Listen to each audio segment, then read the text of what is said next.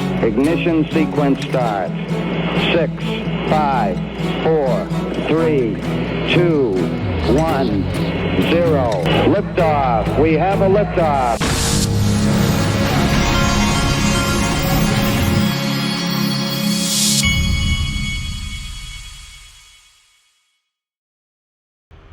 Hey everybody, this is the Digital Asset Investor, and I had to do some things this morning. I went and threw baseballs to my youngest this morning. This guy, he told me he now has seen that his oldest brother is going to go play college baseball, and so I sat him down and I said, "Now, you saw everything he had to do to become a college baseball player. Do you want to go through all that? Because I will be perfectly happy if I'm not going to have to go through all that with you." All the travel ball, the throwing to you in the cages. And I said, and you need to tell me kind of what you like. And he said, I don't want to be a pitcher. He says, I want to be a switch hitter, because I always trained him to be a switch hitter.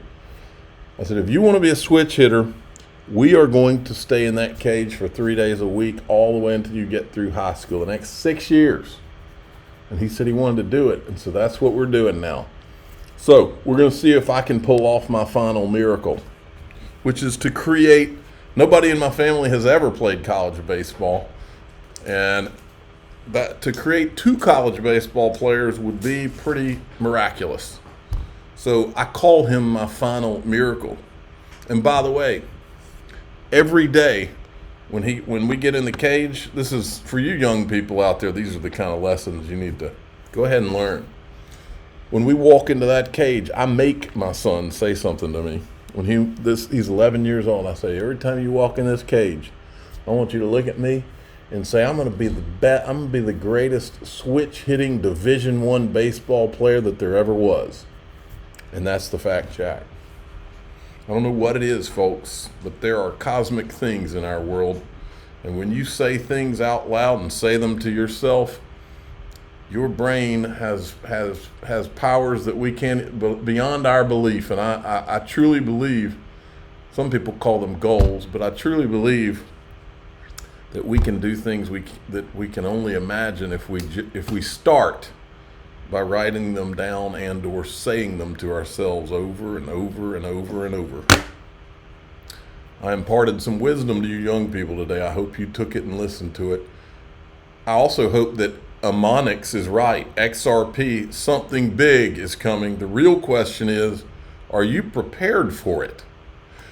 If this right here is what he's talking about, what is that number up there? This is like 2, does that say 1, is that 107? I can't hardly read that. 85, 165, what does that say? 349, 589, what? Well, I'm prepared for it. Amonix, I'm prepared for it. Now, there were so many great clips from Consensus. You all remember Chris Dixon from Andreessen Horowitz, A16Z of ETHgate fame. Listen to what he says here. This is because of bad policy, and I could argue this very effectively because I do it day to day, which is the people building utility are the ones blocked. Okay, like this is what is so incredibly frustrating, is that the people, that exactly when you get in trouble is when you add utility, according to the current thinking. Who's the first company in all of crypto who actually had a digital asset that it has real world utility? That would be Ripple. You know, the one the government went after. Regulators, okay? And so you're actually incentivized to do something like a meme coin. By the way, meme coin, I mean one that has absolutely no utility, because people say different things, and we're not anti-meme coins. All this crypto Twitter thinks we are.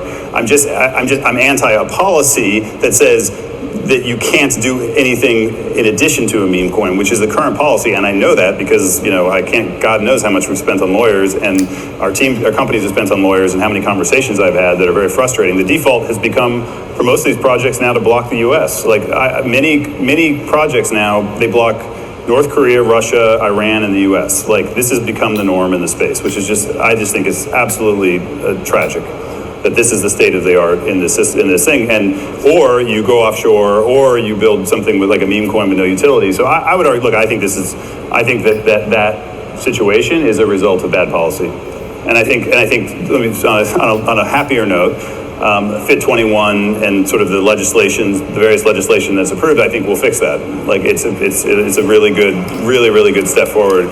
I have said publicly before that I think 99% of all crypto probably goes to zero.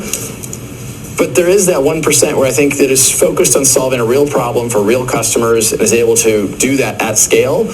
And that's going to be game changing. And I think that's going to continue to grow significantly in the decades ahead. And I wanted to show this as a warning to everybody out there. This is what people aren't thinking about. And I think it's an uncomfortable truth. The scams have been allowed, like the Phoenix Fire token. The tokens with no utility, like meme coins, have been allowed to run wild. I believe that regulations like Fit 21, I believe when this stuff happens, it's going to flip the script. And all of a sudden, the real utility is the only show in town. So strap in, and I never thought it, but me and Ryan Selkis seem to be on the same page. He's calling for Gary Gensler to be investigated. Ryan is no longer satisfied with Gary Gensler being fired or whatever. He thinks Gary Gensler needs to go to prison. You remember the Byron Donalds clip where he's asking him if he was the one that helped out with the Steele dossier, folks? The real criminals are running our government right now. They're not being convicted of 30-something whatever. The real criminals are the ones that are prosecuting these people right now. The script on this needs to be flipped too. Now, check this out. I found all kinds of great video from Consensus. You got to see this too. And the things I want you to get out of this is, the first one is, he's basically admitting that the Solana pump has all been because of FTX. They had to pump it. Too many bodies buried, too many government ties. The second thing is, Mike Novogratz just can't seem to bring himself, even when prompted, to say XRP in any kind of positive light. To the point of the last panel, Zach. Which is the point of the last panel, Zach and Brad were talking about the question of whether an XRP or a Solana spot ETF could be next. Any thoughts on this? I would think this has started a trend, and the big token ecosystem, Solana, now being kind of the buzz of the last year, right? Ever since the FTX estate disposed of it all. Right, it's got unbelievable buzz and unbelievable growth.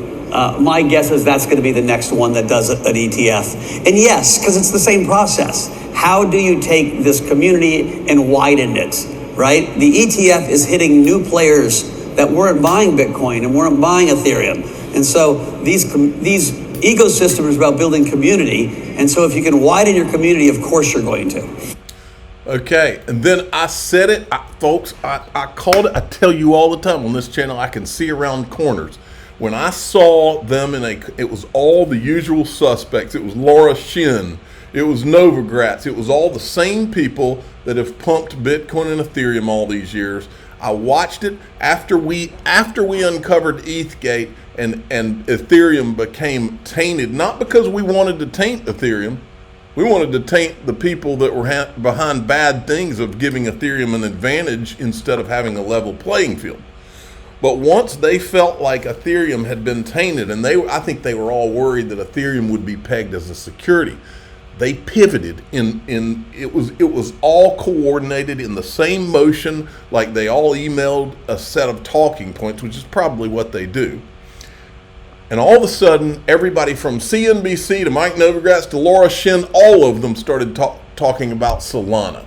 Anthony Scaramucci, they all started talking about Solana. And when I saw it, I called it out. I said, they're doing the same thing right now that they did with Ethereum. All of a sudden, out of nowhere, CNBC started putting Solana on the list with Bitcoin, Ethereum, and they put XRP below Solana.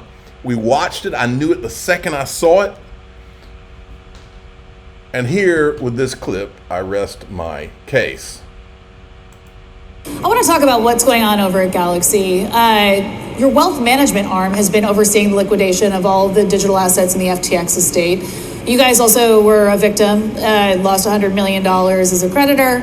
But I have to imagine that your wealth management business is doing quite well right now. So has this How are things going on that? Listen, one of the wonderful things that happens in America and happen in crypto is we have a bankruptcy code that moves quickly. And it's been unbelievably healthy for the whole crypto ecosystem that our court system moved fast, right? The bad actors of 2021 are in jail or are awaiting trial. And most of the bankruptcies have been cleaned up. We will have helped FTX return over $8 billion to the estate that will then get sent out to the creditors. They will make more than par. That's the expectation. And that money gets recycled into the system. And so, cheers to America in this case, that literally less than 3 years, really 2 years after the debacle, most of the mess has been cleaned up. It's been wonderful to be a part of that. I think we've given good advice. We've been a participant. It's been wonderful to be a part of that. I would like to thank CNBC for your participation and Laura Shin and Anthony Scaramucci. We all did a great job. But most importantly, it's behind us. I mean, these people have absolutely no shame, folks. This is a boom. Listen up. Listen to this. The U.S. launch it's an extremely important milestone on this journey of normalizing the asset class as well as bringing things onto the blockchain in general. And so I think it's very, very constructive. Still, almost all of the money is retail, which is interesting. Even with BlackRock's great success, almost all that money is retail. There's just inherent demand. Usually in investing, retail gets the last look. Here, they've gotten the lion's share of the benefit of a $60,000 coin, which is nice for retail to be a winner. Is there anything else you can tell us about the investors in spot Bitcoin ETFs? All investors want the same thing. This is better returns with less risk, right? That's pretty much what investing is. There definitely is a growing desire for alternatives to fiat because of the debasement. So it was a very well constructed Bitcoin exposure, having limited supply. It's really worked beautifully. In fact, if you think about the 1 year, 3 year, 5 year, 10 year, and 15 year return on Bitcoin, it is the best performing asset class. So that alone is how, that drives money, that drives investors. It's done better than private equity. I'm expecting the next wave will be institutional money to come in. Oh yeah, the next wave. Now, here's another great clip.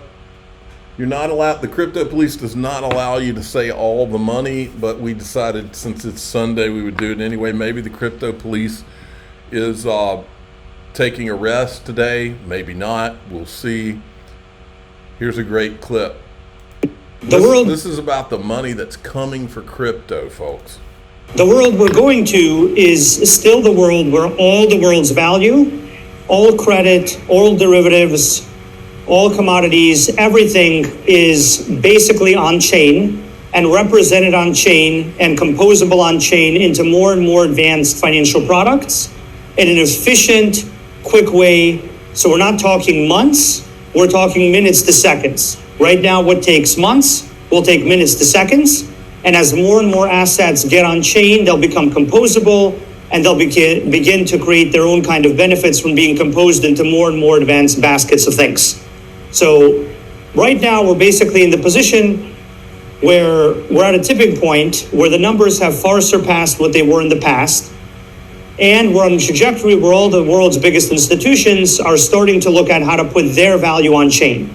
So I would say that basically this year is the year when our industry shifts into this new direction about public chains and about the global financial system merging into a single industry, into a single internet of contracts.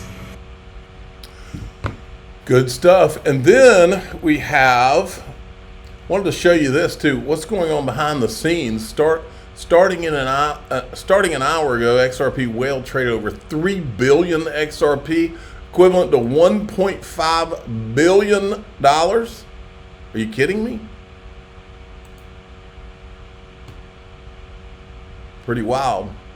Now, folks, in DAIXRP.com, here's what we're going to talk about. It's called, the conversation is, are stable coins, I think the term's defense tech. We're talking national security stuff here, folks. We're going to talk about that, but going into that group, I want to show you this. This is a clip from Mike Novogratz about stable coins and Tether, and then I want, if my son wasn't 11 now, I know he would draw you a picture for all you that are, for anybody who can't figure all this out about what's about to happen. But if you look at this clip, you'll understand what's about to happen. But the most useful side of this industry has been payments and stable coins. Yeah. And in America, right, we all have Apple Pay. It works really well, so we're not using them as much. But overseas, the stable coin business is booming. Right, one of the best businesses in the world right now is Tether. They're making $4 billion a quarter. 60 employees. We are seeing all kinds of innovation in payments, and that's going to start trickling into America as well. The second is, I think there's likely to be some shifts in market share. Today, Tether is by far the dominant. The U.S. government, for better or for worse, we can debate. The U.S. government has kind of expressed concerns about Tether and how it operates outside of the United States, representing a U.S. dollar. I think the U.S. government has taken the position, well, if you're representing a U.S. dollar, you need to be regulated by the United States. That isn't the case today, and I think there may be some shifts in how that market share. But look, overall, I think Tether will continue to grow. I think USDC will continue to grow. But I think there's a lot of room as that market grows for a Ripple-backed stablecoin. Okay, so here's what we're going to do. We're going to go into the group, and we're going to talk about stable coins as defense tech. What does that really mean? I'm the digital asset investor. I'm not an investment advisor. This is for entertainment purposes only. Please subscribe, hit the like button, and tell your friends and family what's coming for Ripple. This is the bigger picture stuff right here, folks. Wait till you see this.